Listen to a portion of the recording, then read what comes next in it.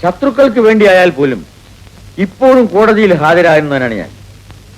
ആയുധത്തോടെ പിടികൂടിയ കൊലപ്പുള്ളിയെ കൂട്ടിൽ കയറ്റി നിർത്തി അവൻ നിരപരാധിയാണെന്ന് തെളിയിക്കുന്നത് എനിക്കൊരു ലഹരിയാണ്. ഒരു അഡ്വക്കേറ്റ് എന്ന നിലയിൽ അതെനിക്കൊരു പ്രസ്റ്റീജുമാണല്ലോ. തീർച്ചയായും. കഴിഞ്ഞതെല്ലാം മറക്കുക. നിലയില്ലാത്ത കേസുകൾ വരുമ്പോ വെറുതെയാണോ മിസ്റ്റർ കൃഷ്ണദാസിന്റെ അടുത്തേക്ക് ആളുകൾ ഓടി വരുന്നത്? പിന്നെ മന്ത്രി സ്ഥലത്തുണ്ടായിരുന്നെങ്കിൽ ഈ കേസ് എനിക്ക് പ്രശ്നമേ അല്ല. അദ്ദേഹം വരുന്നതിന് മുമ്പ് എന്റെ മകനെ പോലീസ് പിടികൂടുകയോ കോടതി ശിക്ഷിക്കുകയോ ചെയ്താൽ എന്റെ പ്രസ്റ്റേജ്. അതിന് വിഷമിക്കേണ്ട. നിങ്ങളുടെ മകനെ ഞാൻ ജാമ്യത്തിൽ ഇറക്കി. വളരെ സന്തോഷം. ഞാൻ പാവങ്ങളുടെ അഡ്വക്കേറ്റ് ആണെന്നാണ് എല്ലാരും പറയുന്നത്. പണവും വാങ്ങിക്കാം. അതെ അതെ. ഇപ്പോ ഞാൻ എന്റെ സ്വഭാവം ഒന്ന് മാറ്റി. Very good, thank you. നിങ്ങളുടെ മകനെ ജാമ്യത്തിൽ ഇറക്കാൻ എനിക്ക് 5000 രൂപ തരണം. 5000 രൂപ? Yes, only 5000. ആ, പിന്നെ കേസ് വാദിക്കുന്നതിന് 10000 രൂപ. അതൊക്കെ നമുക്ക് വേണ്ടതുപോലെ ചെയ്യാം. ചെയ്യാമെന്ന് പറഞ്ഞാൽ പോരാ, ചെയ്യണം. തുക ഒരല്പം കൂടുതലല്ലേ എന്നൊരു സംശയം. മിസ്റ്റർ നരേന്ദ്രനെ സംബന്ധിച്ചിടത്തോളം തുക അല്പം കുറഞ്ഞു പോയില്ലേ എന്നാണ് എന്റെ സംശയം. ഏത് നിങ്ങളോട് ചോദിച്ചിട്ടല്ലേ ധനകാര്യമന്ത്രി ബഡ്ജറ്റ് പോലും തയ്യാറാക്കുന്നത്? അതൊക്കെ അത്രേ ഉള്ളൂ. എന്നാൽ പിന്നെ മകന്റെ കേസിന് വേണ്ടി ഈ കൊല്ലത്തെ ബഡ്ജറ്റിൽ ഏതെങ്കിലും ഒരു കണക്കിൽ ഈ തുക കൂടിയും നമുക്ക് പിന്നീട് സംസാരിക്കാം. ഏതായാലും കയ്യിൽ കുറച്ച് കാശ് കൊടുത്തേക്കാം. ഉടനെ ജാമ്യത്തിൽ ഇറക്കും. All right. അപ്പോ പിന്നെ നമുക്ക് കോടതിയിൽ വെച്ച് കാണാം. എന്നാ ഞാൻ ഇറങ്ങട്ടെ.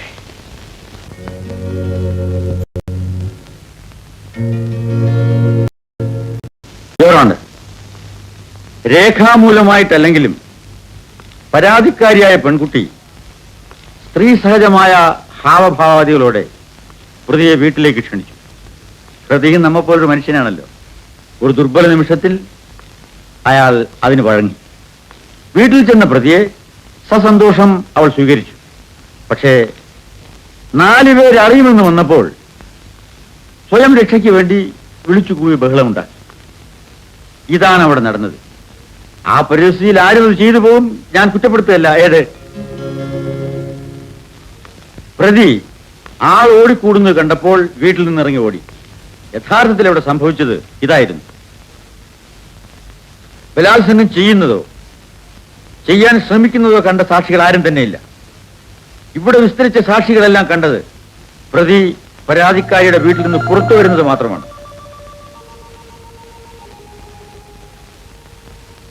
യോറാണ് ദൃക്സാക്ഷി വിവരണത്താലോ സാഹചര്യ തെളിവുകളാലോ പ്രതി കുറ്റക്കാരനാണെന്ന് സ്ഥാപിച്ചിട്ടില്ലാത്തതുകൊണ്ട് പ്രതിയെ നിരുപാധികം വിട്ടയക്കണമെന്ന് ഞാൻ ബഹുമാനപ്പെട്ട കോടതിയോട് അപേക്ഷിച്ചുള്ളൂ.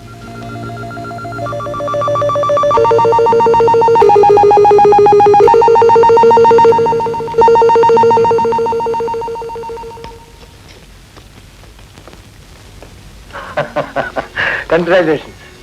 കൃഷ്ണദാസിന്റെ സാമർത്ഥ്യം കൊണ്ട് മാത്രമാണ് രാജുവിന് വെറുതെ വിട്ടത്.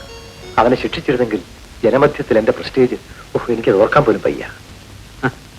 മിസ്റ്റർ നരേന്ദ്രൻ, ബലാത്സംഗം ചെയ്യപ്പെട്ട ഒരു പെണ്ണ് കോടതിയിൽ ജയിച്ചാലും നഷ്ടപ്പെട്ട അവളുടെ ചാരിത്രം തിരിച്ചു കിട്ടില്ല. അതുപോലെയാണ് തെമ്മാടിയായ ഒരു മകനെ കോടതി വെറുതെ വിട്ടു എന്ന് പറഞ്ഞപ്പോൾ നിങ്ങളുടെ പ്രസ്റ്റീജ് രക്ഷപ്പെട്ടു നിങ്ങൾ പറയുന്നത്. അതുകൊണ്ട് ഇനിയെങ്കിലും മകനെ മാനം മര്യാദയായി ജീവിക്കാൻ പറയണം.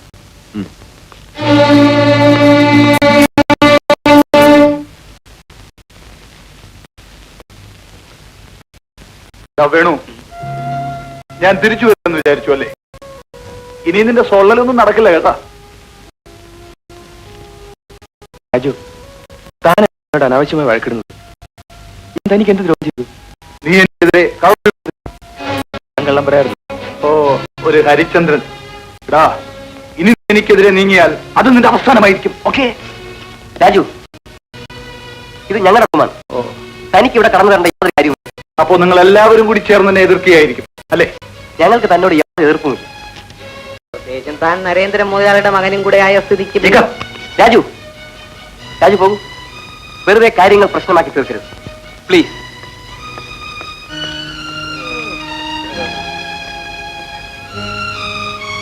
ചേടാ, ഇവൻ എപ്പോഴും വേണുവിന്റെ മേക്കറ്റാണല്ലോ കയറുന്നത്. അതിൽ അത്ഭുതപ്പെടേണ്ട. ഇവൻ പരമവീരു. ആരെങ്കിലും തല്ലിയാലും മോങ്ങിക്കൊണ്ടത് കിടക്കത്തേ ഉള്ളൂ.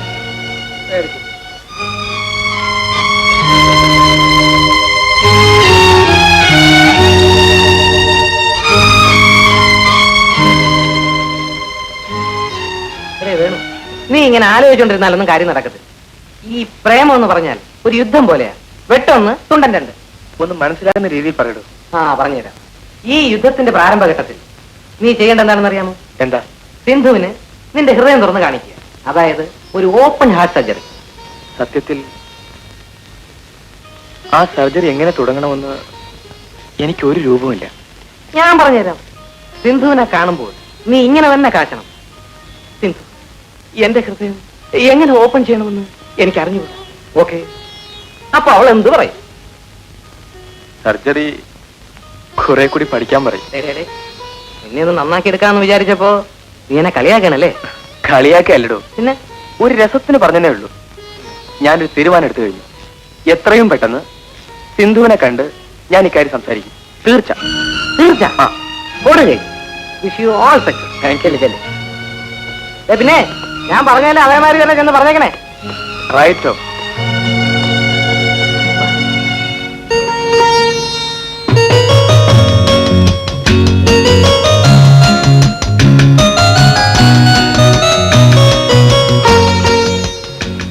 Make a clean incision over the abdomen anterior to the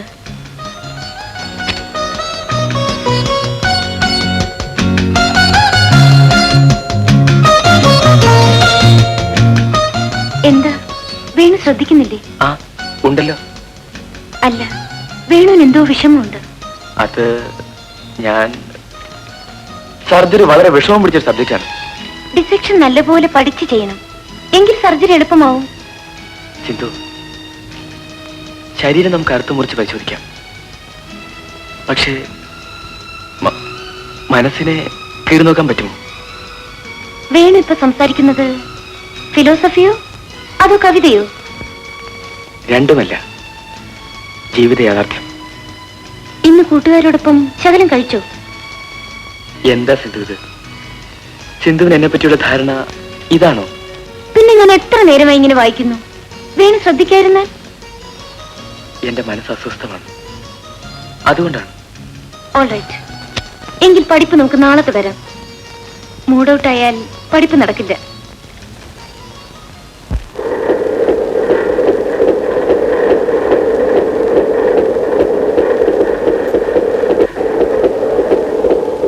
എന്താ രണ്ടുപേരും കൂടി? കമ്പൈൻ സ്റ്റഡി ആയിരുന്നു. Combine studio? എങ്കിൽ ഞാനും വരുമായിരുന്നല്ലോ. വേണു, ഞാൻ പോന്നു. ശരി. ഞാൻ വന്നപ്പോ നീ അവളെ പറഞ്ഞയച്ചു അല്ലേ? ഞാൻ പറഞ്ഞയച്ചതല്ല, സിന്ധു പോയതാണ്. ഓ സിന്ധു, നിന്റെ പറച്ചിൽ കേട്ടാ തോന്നുന്നു ആ പോയവളെ നിന്റെ ഭാര്യയാണെന്ന്. അനാവശ്യം പറയരുത്. ഓ പറഞ്ഞാൽ താൻ എന്ത് ചെയ്യും? നിന്നോടാ ചോദിച്ചത്. പേഴ്സണൽ കാര്യങ്ങൾ ഇടപെടരുത്. പേഴ്സണല്ലോ? പോടാ അവിടുന്ന്. രാജു,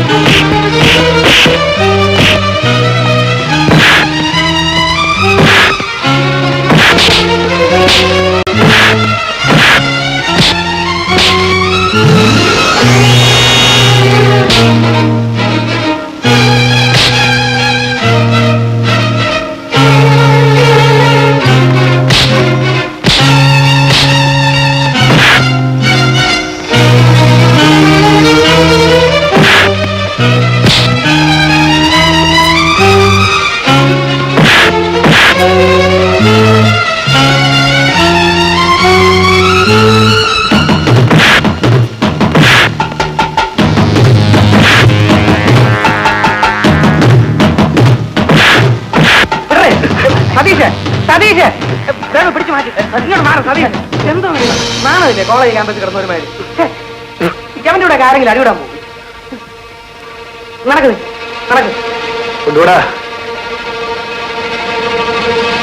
കൊണ്ടുപോവനെ. അവൻ 100 അടി അടിച്ചപ്പം ഒരടിയെങ്കിലും തിരിച്ചടിച്ചുകൂടായിരുന്നു. നാണക്കേട്. ഇപ്പൊ നാണക്കേട് എനിക്കായി. തല്ലുകാരെന്ന ചീത്തപ്പേര് എനിക്ക് കിട്ടി. I am sorry Satish. ഓ താൻ സോറി ഒന്നും പറയട്ടോ. അന്ന് തനിക്ക് പാടാൻ കഴിവില്ലാതെ വന്നപ്പോ സതീഷ് ഏറി പാടി. ഇന്ന് തനിക്ക് തല്ലാൻ കഴിവില്ലാതെ വന്നപ്പോ സതീഷ് ഏറി തല്ലി.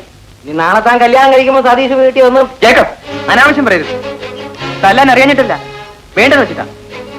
ധൈര്യമില്ലാഞ്ഞിട്ടാണെന്ന് പറയടോ. എന്റെ ധൈര്യത്തെ ചോദ്യം ചെയ്യരുത്. ഞാൻ രാജുവിനെയും തല്ലും, വേണ്ടി വന്ന നിന്നെയും. എന്നെ തല്ലാനുള്ള ധൈര്യമൊക്കെ നിനക്കുണ്ട്, സമ്മതിച്ചു. പക്ഷേ രാജുവിന് അത് വേണോ? വേണം. വേണു, നീ എങ്ങോട്ടാ? എന്റെ ധൈര്യം തെളിയിച്ചിട്ട് തന്നെ ഇനി മറ്റു കാര്യം. ഇരിക്കെ, നമുക്കൊരു ധാരണ ഉണ്ടാക്കാം. ജേക്കബ് ഇരിക്കെ, ധൈര്യം തെളിയിക്കലേ വേണ്ടു. ഇരിക്ക്, പറയാം.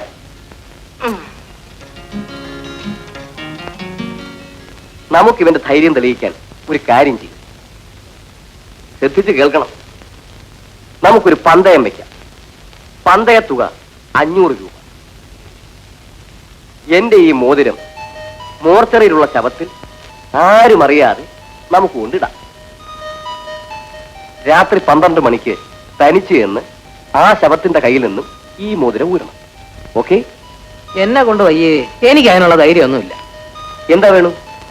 ഞാൻ തയ്യാർ. തീർച്ചയാണ്.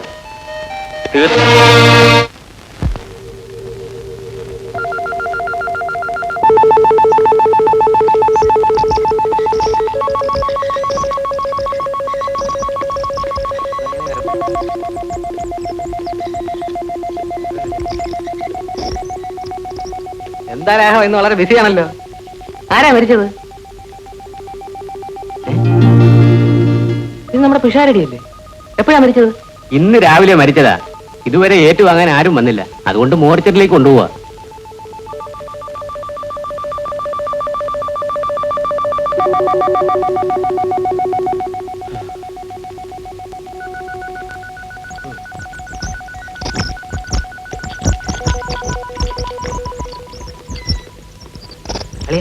എനിക്കൊരു ഐഡിയ. എന്താണ്? നമ്മുടെ വൈകുന്നേരത്തെ മോതിര പന്തയത്തിന് ഈ പിഷാരിയുടെ ഡെഡ് ബോഡി യൂസ് ചെയ്താലോ? കൊള്ളാമല്ലോടാ നിന്റെ ഐഡിയ. എന്താ വേണു?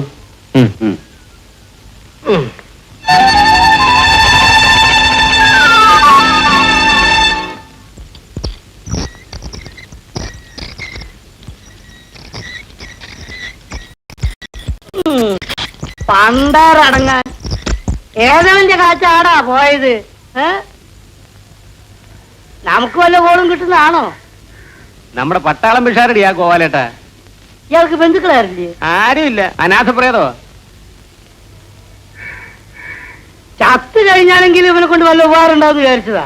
ഇപ്പൊ അതുമില്ല. ഇവനൊന്നും ഗുണം പിടിക്കാൻ പോകുന്നില്ലടാ. ചത്തവനെ ശകാരിക്കുന്ന പാപമല്ലേ ഗോവാലേട്ടാ? എടാ നിനക്കും സഹിക്കുന്നില്ലല്ലേ? എടാ ഇയാളൊക്കെ ജീവനോട് കൂടി ഇരിക്കുമ്പേ നീയൊക്കെ ശരിക്കും പിടിയല്ലേ? എനിക്കാണെങ്കിൽ ആരെങ്കിലും ഒക്കെ ചത്ത് കിട്ടുമ്പോ വല്ല കിട്ടുള്ളൂ. ഇനിയാളുടെ കയ്യിൽ നിന്ന് അതും നോക്കണ്ട. ഇനി ഇവന്റെ 16 അടിയന്തരം കഴിയുന്നവരെ ഇവൻ ശവമുറിന്റെ അകത്തും പുറത്ത് ഞാൻ കാവലിരിക്കും വേണം. ഗോവാലേട്ടൻ എന്നോട് ഇതൊക്കെ പറഞ്ഞിട്ട് കാര്യമില്ല. കിട്ടേണ്ട പങ്ക് പുള്ളിക്കാരനോട് നേരിട്ട് ചോദിച്ചു മേടിച്ചോ. ഈ അങ്ങനെയൊന്നും കളിയാക്കണ്ട. ഇപ്പൊ ഒരു കുപ്പി പട്ടച്ചാരായം കൊണ്ടുവന്ന് അതുകൊണ്ട് ഇയാൾക്ക് ഇനിയും കൊടുത്താ ഇയാൾ ഇപ്പൊ ഇവിടുന്ന് ചാടി എഴുതും. എന്നാൽ അത് എന്നെ ഒന്ന് പ്രയോഗിച്ച് നോക്ക്. അതിന് കാശ് വേണ്ടടോ. കിടക്കുന്ന കിടപ്പ് കണ്ടില്ലേ? എന്റെ പൊന്നഴിയ, ഇയാളും പേരില്ലെങ്കിൽ എന്തിനാ ഈ ആശുപത്രിയിലേക്ക് കയറി വരുന്നത്? ഇവനോട് കൂടെ ഇരുന്നപ്പോ എന്തെല്ലാം പരാക്രമങ്ങൾ കാണിച്ച ആളാണ്. ഇപ്പോഴ വീണുതല്ലോ കിടക്കുന്നു സ്ട്രെച്ചറിൽ, ഓണകം പോലും കൊണ്ടുപോയിടാതെ. ശിവ ആ പിടി പിടി. രാഘവ, അവിടെ ഒരു ഓപ്പറേഷൻ കഴിഞ്ഞിട്ട് ഒരു പാർട്ടി കിടക്കുന്നുണ്ട്. വലിഞ്ഞു വലിഞ്ഞ് കളിക്കുക. ജീവൻ ഇപ്പം പോവും. ഇവനൊന്ന് വേഗം അകത്ത് കൊണ്ടുപോയിട്ടിട്ട് നമുക്ക് അത് നോക്കുക. 2 കാശ് അവിടുന്ന് കിട്ടുള്ളൂ. താഴെ കേട്ടാ. നീ എന്ത് ചെയ്യാ അങ്ങോട്ട്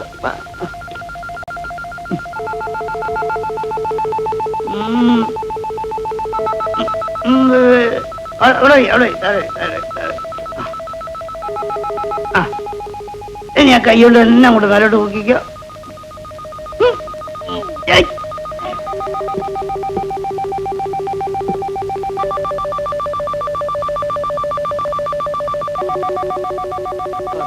ഇതിനെല്ലാം കൊടുക്കുക, കൈ അങ്ങോട്ട് വെക്കടോ.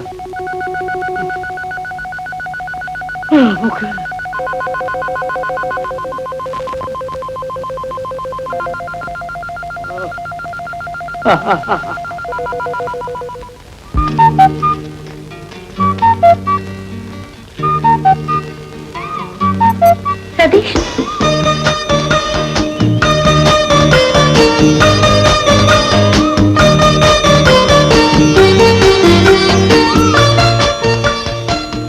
എന്താ സിന്ധു?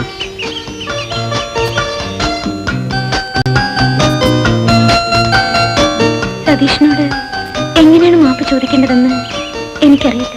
മാപ്പ് എന്തിന്? എന്നെ ചൊല്ലിയല്ലേ സതീഷും രാജും തമ്മിൽ അടിപിടി നടന്നത്?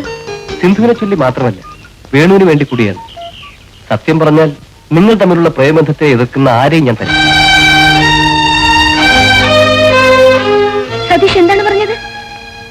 ഞാനും വേണു തമ്മിൽ പ്രേമമാണെന്നോ? അല്ലേ? അത് കൊള്ളാം.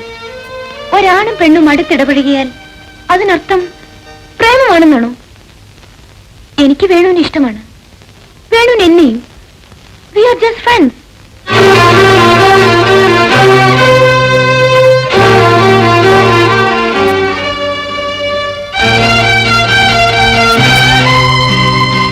അപ്പോൾ ഞാൻ ധരിച്ചത്, വേണു ധരിച്ചത്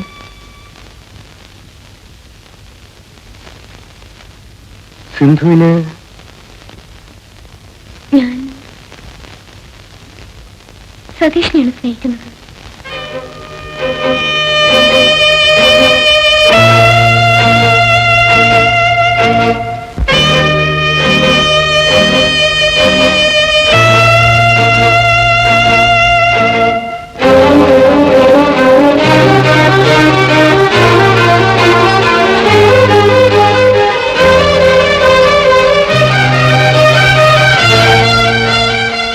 വേണുവിടെ ഞാൻ കണ്ടില്ല.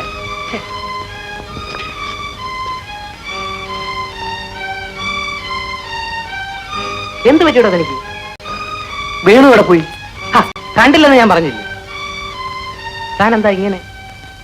ആട്ടെ, ഇപ്പൊ വേണുവിനെ കണ്ടിട്ട് കാര്യം എന്താ? ഒന്നുമില്ല. താൻ വേണുവിനെ കാണണമെന്ന് ആദ്യം പറഞ്ഞു, ഇപ്പൊ കണ്ടിട്ട് കാര്യമില്ലെന്നും പറയുന്നു. എന്ത് പറ്റിയോടാ തനിക്ക്? തലയ്ക്ക് വല്ല വട്ടും പിടിച്ചോ? കാര്യം പറയടോ. പറയാം. ശകലം വല്ലതും ഇരിപ്പുണ്ടോ? അങ്ങനെ ഒന്നും ഇരിപ്പില്ല. കാശുണ്ടേ ഉടനെ സംഘടിപ്പിക്കാം.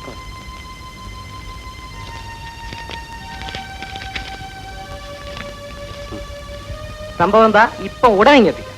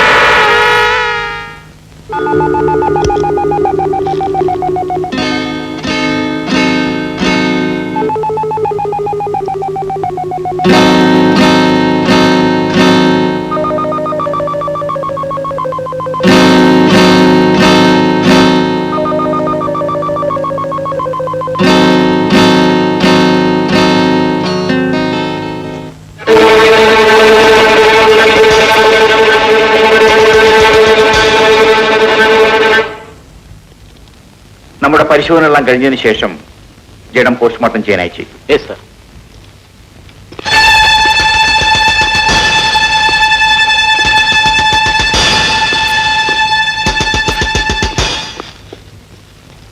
ഇവിടുത്തെ സ്റ്റുഡൻസിൽ ചിലരെ എനിക്ക് ചോദ്യം ചെയ്യാനുണ്ട്.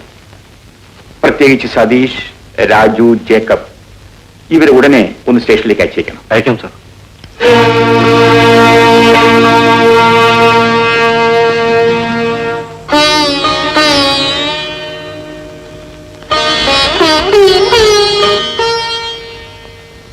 സ്റ്റേഷനിൽ വെച്ച് എന്നെ ചോദ്യം ചെയ്തു. അറിയാവുന്ന കാര്യമല്ല ഞാൻ പറഞ്ഞു.